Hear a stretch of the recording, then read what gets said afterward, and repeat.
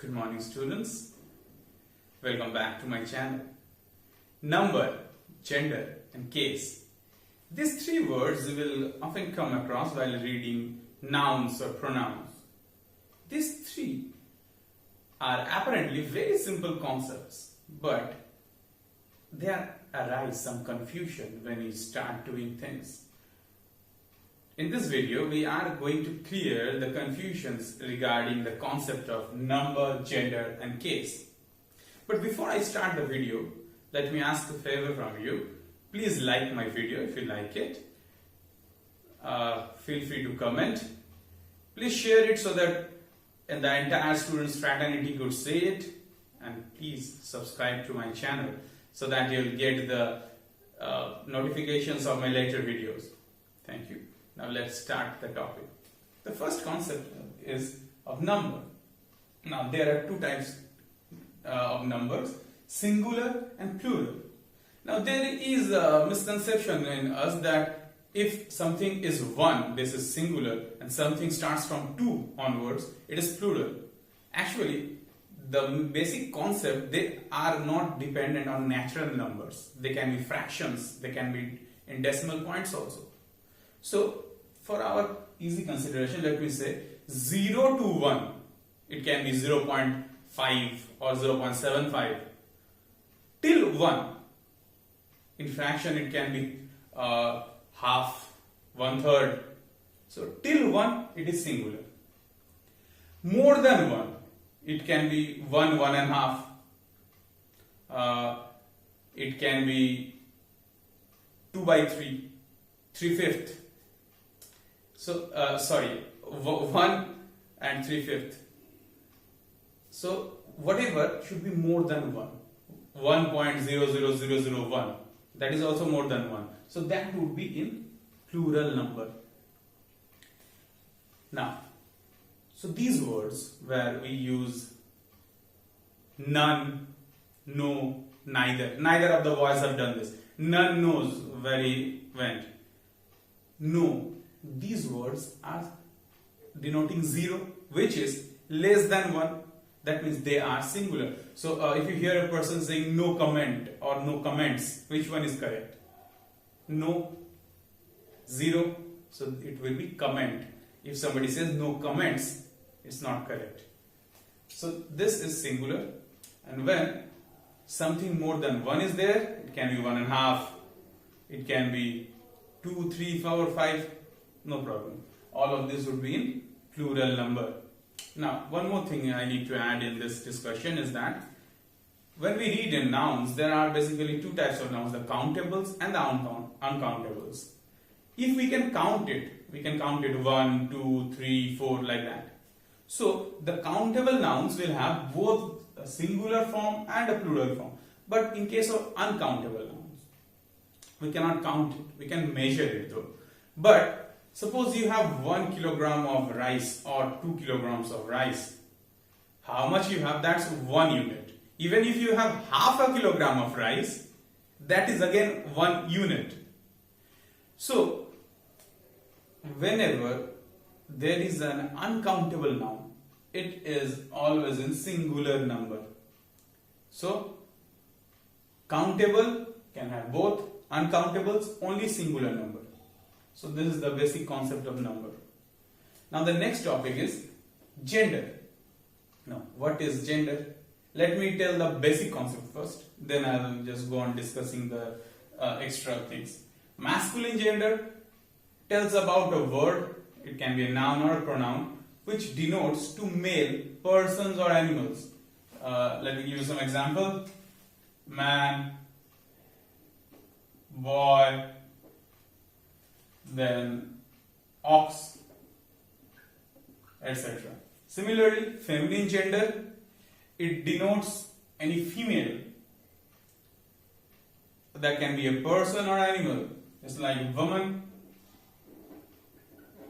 girl, cow, etc. Next comes common gender. Common means it can be either masculine or feminine. But from the word, which gender is it? It's not understood. So, there are some words like teacher. Teacher can be a man and a woman, both.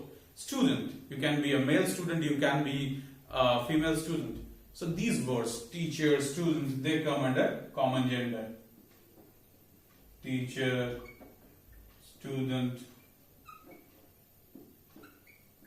etc. Next comes neuter gender. Neuter gender means if a thing doesn't have life in it, lifeless things, they are neuter gender, like table, chair, etc. Material nouns. Material nouns are the matter by which something is made. So that doesn't have life. So all material nouns come under neuter gender. Abstract noun. Abstract, it's just an idea, a concept that doesn't have life, so it will come under neuter gender. Lower animals.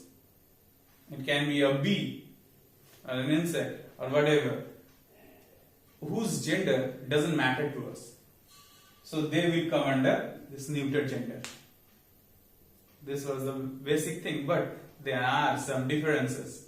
Suppose, let me talk about this. In my last video on pronouns, I told about, in my last video on when one noun can be used as another, transformation of nouns, I just mentioned that abstract nouns can be personified and then they are used as proper nouns. So when an inanimate object, lifeless thing, or an idea is personified, what happens? It is given the characteristics of human beings, either men or women. If it is given a characteristics of men, it comes under masculine gender. What are these characteristics? Strength, courage, greatness. These are masculine things. Now any related bad things like fighting and going and daring, all these things, they all go under masculine gender. Now one extra is there, that is, what are the feminine things then? Beauty, calmness, grace, devotion, shyness, softness. These all would count as feminine qualities. So if an abstract noun is used like this, so if the quality is of masculine, then it will go under masculine gender. If it is feminine, the quality is feminine, so it will go under feminine gender. If lower animals also, they also show some kind of qualities of humans, then they will also be treated as masculine or feminine gender. One extra thing is there, names of ships, country, or fine arts. They also fall under the category of feminine gender. Like the Titanic sank with all her passengers. See, we are using her for the ship. So these ships, names of ships, always fall under feminine gender. Country, India is our motherland. So India wants every citizen to love her. We are using the feminine gender. Fine arts, poetry has her own charms. We don't say poetry has its own charms. We say poetry has her own charms. Fine arts, considered as a feminine gender. So this is the basic concept of gender. Now the third one, case. This is a rather complicated one. You will not see a very good clear definition or very clear explanation of this in most books. Now what is a case? Case is actually something that refers to the position or the possession of a noun. Yes, position.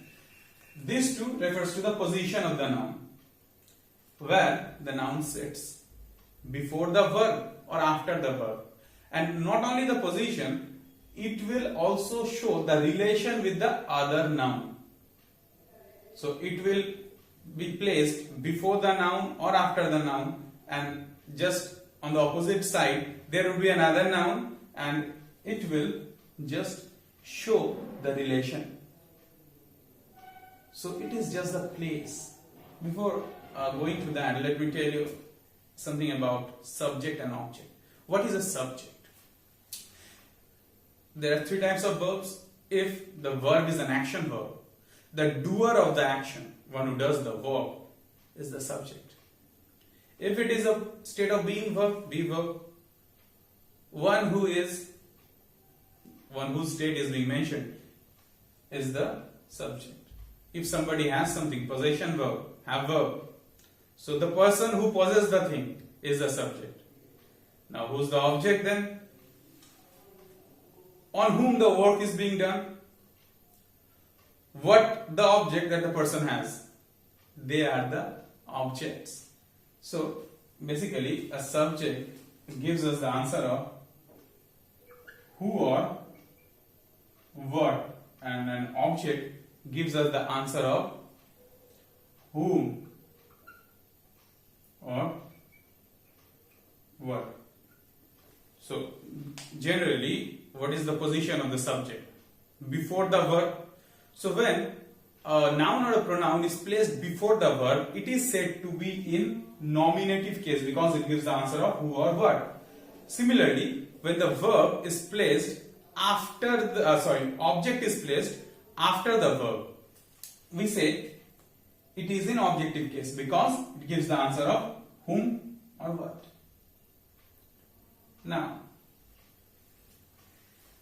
in voice change, we are often told that when we change the voice, the subject becomes the object and the object becomes the subject.